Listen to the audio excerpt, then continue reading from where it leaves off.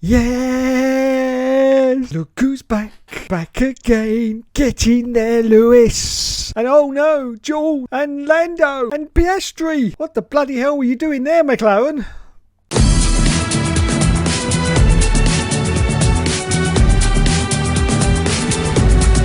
Hello everyone and welcome back to another video. And yes, Lewis Hamilton, the GOAT, has done it. He's finally won another race. And oh, wait a minute. I've just remembered something. Didn't I say at the start of the year that if Lewis Hamilton won a race that TB the Bear could go to one of the viewers of this channel? Did I? Oh God. Oh, cock it. I'm never going to live this down now. TB, we've got a like the problem. Was it? Yeah, I know I did say that. Yeah, I know it's live on the stream. Yeah, and the streams never lie, do they, TB? No. Oh, God. What am I going to do? You're not going. You are not going, TB. I'm telling you. No, you are not, because I dread to think of the shit he's going to get up to with you, I'll tell you. Yeah, those little arms and legs, mate, he'll rip them off within about 2 seconds. It's all right. I know what to do. Hang on. Let's get this little box down here, TB. Okay, we put this in the box. We're going to put you in the box, TB. Okay, we want you to get in the box now. What's that? Where are you going? You're going to Costa Rica. Yeah, where it's lovely and hot at this time of year. Yeah, lovely and hot. And while you're there, will you say hello to Dr. Disrespect? What? Too soon? Yes, so let's put you in the box. Let's put you in the box now. Okay. Let's put the lids up. That's it. Come on, bunch down in the box. Bunch down in the box. That's it. Okay. Come on, stop complaining. Get in the bloody box. There we go. There we go. He's in the box, everyone. He's in the box. I'm going to post him to Costa Rica, and that'll be the end of it. That'll be the end of it. I'm not sending him anywhere else. What's that? What's that you're saying? You can't breathe because there's no air holes. Oh, yeah. I did kind of forget to put any air holes in. Don't worry, TB. Don't worry. I've got a screwdriver here. We'll bash a little air hole into the top here. Don't worry about it, TB. You just hang on there. Here we go.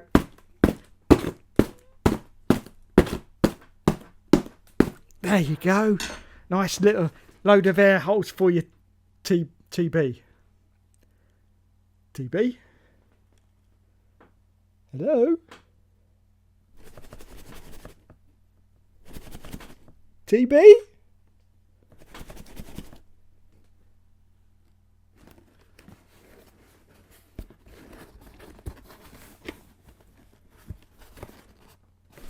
Oh God! Oh no!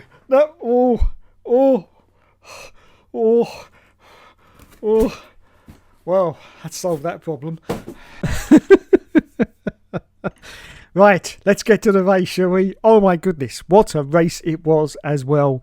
It was a race for England, I do believe. A race for England. We had Lando, we had George of the Russell, and we had Lewis Hamilton as well. And they were all eager for victory. They could smell it. The crowd could smell it as well. And it was just absolutely awesome. I haven't been that excited for a Grand Prix for about, I don't know, maybe 12 years, something like that. But yes, it was absolutely awesome. Now, of course, we had Lando going into the lead, and I thought, oh, well, it's going to be a Lando win for them. But it didn't happen, did it? Because McLaren, what the hell were you doing, McLaren? Why didn't you double stack with Piastri? I mean, Mercedes could do it, so why didn't you do it? That's just absolutely ridiculous.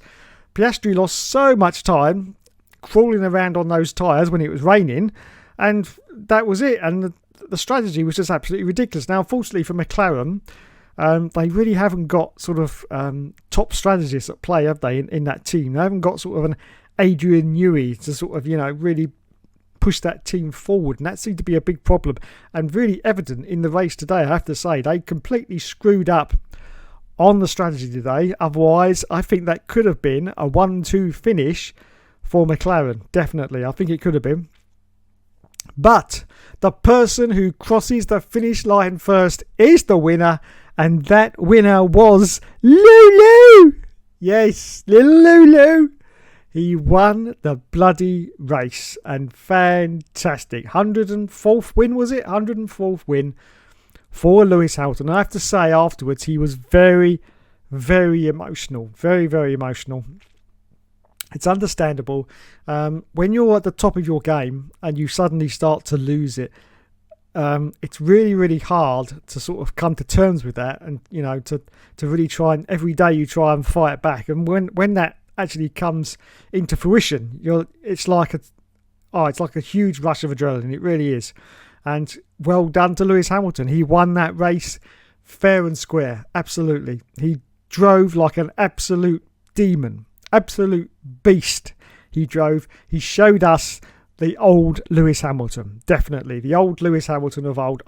When that race started and I saw those Mercedes out front, I just got a little tingle of old. I know we all used to moan that Mercedes were always winning, but I miss those days. I do miss that. And when I was just like, woo, woo, it was just unbelievable, and good at the same time. It really was. And yes, Lewis Hamilton, the GOAT, won. Now, I know I've been a little bit critical of Lewis Hamilton this year, especially. I've said that he's a bit washed up, and as I said, I didn't think he was ever going to win another Grand Prix.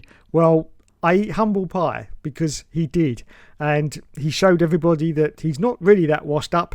It's just basically circumstance, and maybe a little bit to do with the car as well. But that car, that Mercedes, is definitely improving, and I think these lads have got Max Verstappen on the run. Not too much. I think he's still going to win the championship comfortably, but I do believe there's a little bit of, chutzpah, as they used to say, going on there between definitely McLaren and Mercedes. They've definitely pulled up to the plate, and they're getting very much on Max Verstappen's nerves, I would think, because they're doing pretty decently. And yes, I'm getting a little bit worried about Max. I mean, there's been a lot of controversy about the team earlier in the year with the Hornergate and what have you, and I just feel that the consistency since that was all done hasn't been there for Red Bull. It just hasn't been there. I mean, I still think he's going to win the championship easily, but I think now, as we just passed the halfway point, I think he's going to have a real fight for these final half season. I think and that's going to be great. I was saying I just wanted the 24 season and the 25 season to get out of the way so we can see what happens in the 26. But no, I'm genuinely excited for this year. That was a great race, and it was at Silverstone. I know I'm English, so I'm biased, obviously, but it was still a great race. Whichever circuit it would have been run on, that was still a great race, and it was great to see Lulu up there. Now, as regards to Lulu's driving skills, I don't think I've ever had real cause to criticise. I have criticised him this year, saying about, because he hasn't been up there, and that's fair enough, but you can't take away from the fact that he's a 7 times world champion. So I haven't really gone, to town on his driving ability, because that's always been under par. My issue with Lulu has always been Lulu himself. Yes, Lulu himself. Basically, whenever he opens his mouth outside of Formula One, it's something that is most of the time what I don't agree with. And also, he's got terrible fashion sense. I mean, I could talk, but I'm an old man. He has got terrible fashion sense, and I'm surprised no one's actually told him that by now, because they should have said, Lewis, what the chuffing hell is that tea cozy on top of your head, son? Because it ain't working. I mean, that time when he turned up looking like a Teletubby, I was falling on the floor. So that's the kind of thing that I don't like about Lewis Hamilton. I don't like the hypocrisy, talking about saving the planet while he's going round in circles, burning lots of fuel in a Formula One car. That kind of thing, But as a racing driver, I don't think you can fault him, to be honest. And he's just shown that he has still got some form there. Now, of course, the race started to get wet, and whenever it starts to get wet, always exciting for a Grand Prix. So if it had stayed dry, it would probably have been a pretty average and boring race, I have to say. A little bit of dampness, that's what we all like, don't we, lads? But yes, a little bit of a wet circuit. It was great. It really was. And a great Grand Prix at Silverstone. Yes. So well done and congratulations to Lulu. Commiserations to George Russell, who had to retire.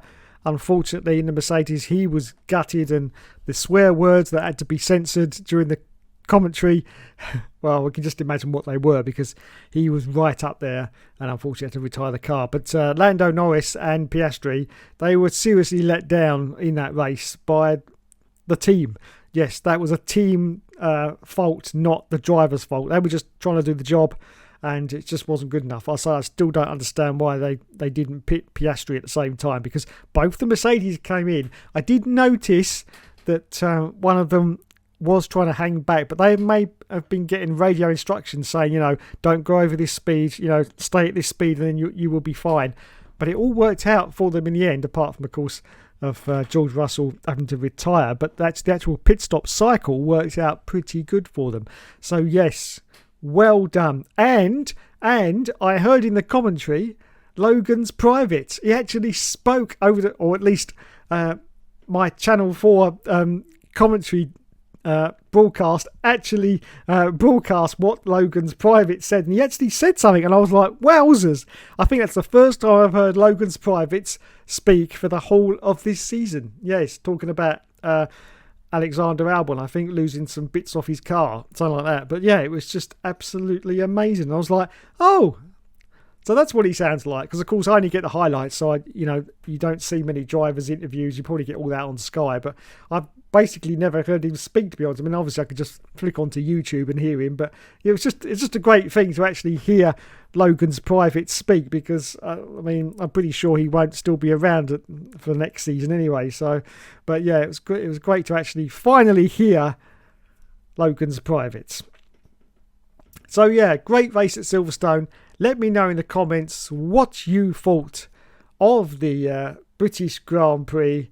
What you thought of McLaren. I thought it was a bit of shambles myself at McLaren. They need a serious kick up the backside, I do believe, because if they really want to be a championship challenger to Maxi Boy Verstappen, they've got to do a hell of a lot better than how they did at Silverstone, because that was just Keystone Cop style. That really was, in those pit stops. It was just ridiculous. They could have done a lot better. So yes, 0 points for the strategy and the mechanics and everyone else involved at McLaren, but full points for Oscar's pastry and of course Lando, who was just trying to get on with the job, and it wasn't their fault. It really wasn't their fault. Anyway, so that was the British Grand Prix. We finally got a 2-week break now before the next Grand Prix, which is great because it's been back-to-backs for the last 3 weeks now.